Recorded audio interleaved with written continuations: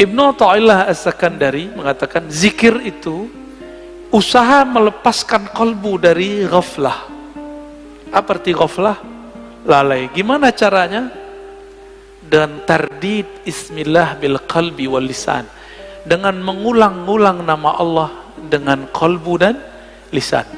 Maka ahli thariqah itu punya metode yang sangat sempurna sekali, metode berzikir dengan kolbu dan berzikir dengan lisan, ya. Nanti ada masanya di sini kita zikir, saya talqinkan semuanya, Pak. Tergantung sirnya turun atau belum. Ini belum ada, Pak, sekarang belum. Karena kalau di kolbunya belum ada koneksi, itu ngefek, ya. Bapak sholat aja nih, ada debat 1-2 orang masalah kunut, itu ngefek ke badan saya. Langsung nggak nyaman rasanya. Itu terasa, Pak, bagi saya. Agak sensitif dikit, ya. Jadi ada nih orang ngerasa, kunut, itu langsung nggak nyaman saya. Ya. Apalagi di samping saya itu mengganggu sekali. Maka mending nggak kasyaf.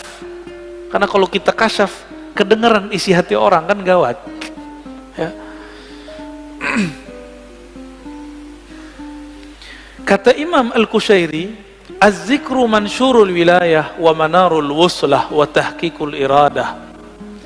Zikir itu ciri-ciri kewalian. Orang jadi wali bukan karena zikir, tapi ciri-ciri wali zikir. Bisa bedain? Ciri wali itu zikrullah. Tapi kalau jadi wali bukan karena zikir, apa yang membuat orang jadi wali? Wali itu artinya kekasih. Kekasih itu pasti kenal. Kenal itu membuat dia jatuh cinta. Maka al-wali man ya'rifullah wa yuhibbuh, yang mengenal Allah dan mencintai Allah, itu yang disebut wali.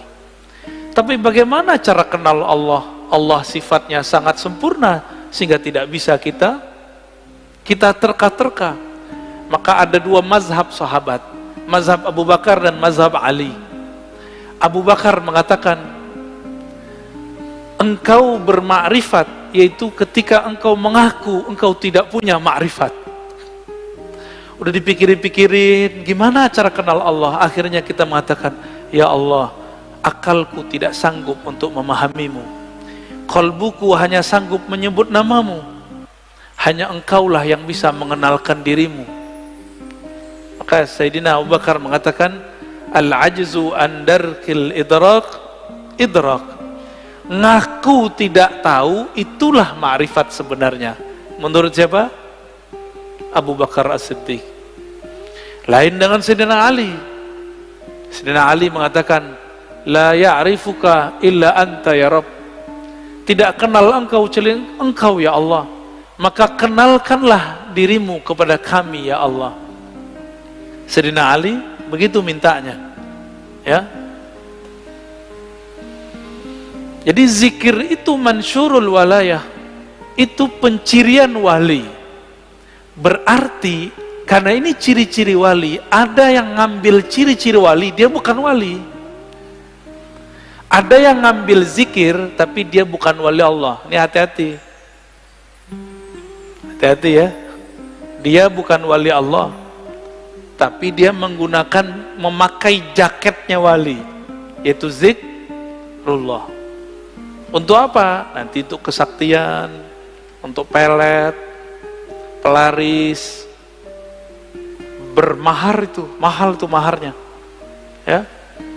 Orang-orang begini itu pakai wajah wali tapi dia bukan wali. Bisa bedain? Tapi orang mengira dia wali, ya. Orang akan mengira dia kekasih Allah padahal dia sedang menipu Allah. Yukhadi'un Allah, ya. Mereka sedang menipu Allah. Hati-hati sama orang-orang begini, ya. Oleh karena itu zikir itu bagi kita mesti bersanad dan berijazah supaya aman.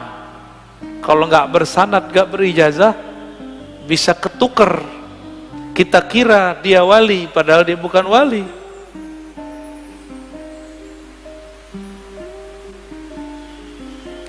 Ciri-ciri orang benar perjalanan ruhaninya, alamatu sihhatil bidayah wa dilalatun nihayah. Ciri-ciri orang benar jalan ruhaninya, dia mulai dengan belajar zikir kepada ahlinya dan diakhiri dengan zikir pada penutupnya. Cuma beda, orang kalau belajar zikir dari awal, biasanya di awal-awal rajin. Kalau orang sudah sampai, ini contoh, guru silat sama yang baru belajar silat beda nggak? Kalau baru belajar silat, siapa aja mau diajak tarung, bener. Kalau guru silat, nggak perlu, dia diem aja, main di nafas aja dia. Ngelihat langkah orang udah tahu dia nih jawara apa enggak, ya enggak? Tapi kalau yang baru belajar silat gimana? Semua orang mau ditantangin sama dia, ya. Sama lah begitu. Latihannya banyak. Kalau guru silat kan nggak perlu banyak latihan, karena gerakan itu sudah di dalam dirinya. Maka kalau ingin wusul kepada Allah, jangan mengikuti ahwal makomatnya guru, tapi ikuti cara guru supaya bisa menjadi guru. Gimana cara beliau dulu? Beliau pasti dulu rajin berzikir, ya. Ini maksud kalam beliau. Dan beliau mengatakan, Imam Kusyairi, az-zikru ruknun qawiyyun fit tariq. Ini yang saya sebutkan di depan. Zikir itu adalah rukun besar, rukun yang kuat, yang membuat orang bisa bertahan menjalani jalan kepada Allah Subhanahu wa ta'ala. Ini yang unik. Kenal Ibnu Qayyim nggak? Siapa Ibnu Qayyim? Imamnya Wahabi, imamnya Salafi. Ternyata dia di akhir hayatnya berbicara tentang tasawuf. Dalam kitabnya Al-Wabilus Shayyib, ya, halaman 52, di beberapa cetakan beda halaman, kata beliau, wala raiba annal qalba yasda' kama yasda'un nahas wal fiddah wa ghairuhuma wa jilauhu bidzikr. Besi bisa karatan nggak? Bisa. Besi itu dulu atau kaca itu bisa karatan. Sama, kolbu itu kan mirip seperti itu. Dia bisa karatan. Pembersihnya cuma zikrullah. Ini Ibnu Qayyim yang ngomong. Maka Ibnu Qayyim ini menganjurkan zikir dan istighfar, zikir dan istighfar. Dan dia mengajarkan di bagian lain di tempat, di kitab awal Al-Wabilus Shayyib, agar seseorang mempelajari zikir kepada gurunya, kepada ahlinya. Dan dia di situ bercerita tentang Ibnu Taimiyah, imam Salafi. Itu kalau teman-teman Salafi tahu, saya nggak tahu, nggak ngerti apa yang terjadi nanti. Ya, apakah dia akan membid'ahkan imamnya? Saya nggak ngerti ntar. Ibnu Qayyim, begitu juga murid-murid Ibnu Taimiyah meriwayatkan hal yang sama. Ibnu Taimiyah habis sholat subuh, beliau duduk membaca zikirnya, wiridnya sampai tengah hari. Kira-kira gimana Pak? Bid'ah nggak tuh?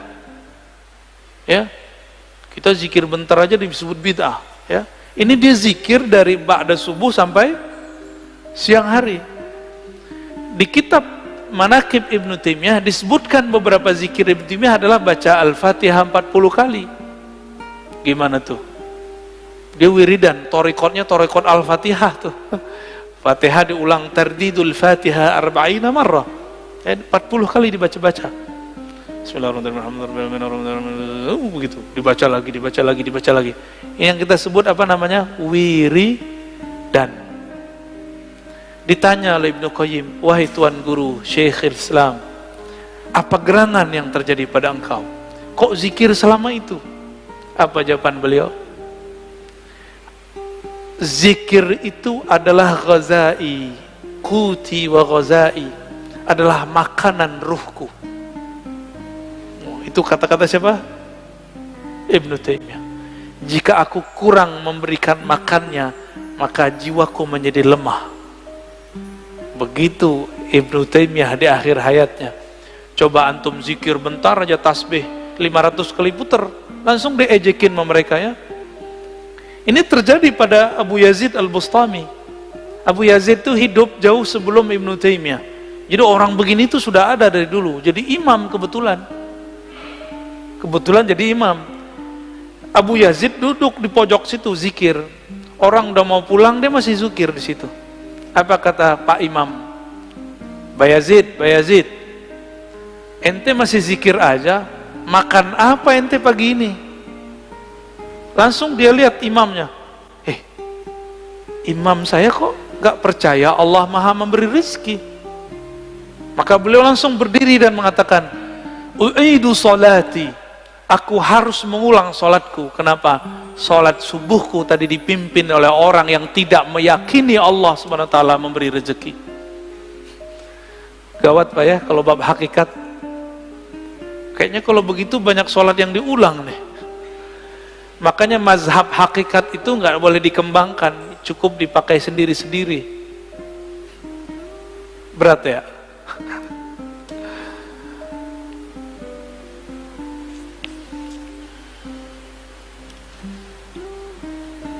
Jadi mau murid, mau guru, mau mursyid, mau salik, dia harus punya zikir. Cuma kalau murid zikirnya kayaknya ngoyo, tahu ngoyo ya? Kayaknya berusaha gitu ya. Dan harus begitu. Ngos-ngosan seperti kita baru latihan lari, kita ngos-ngosan. Tapi kalau orang sudah biasa lari gimana? Biasa aja, dia santai aja. Makanya mursyid itu zikirnya santai karena sudah di nafasnya.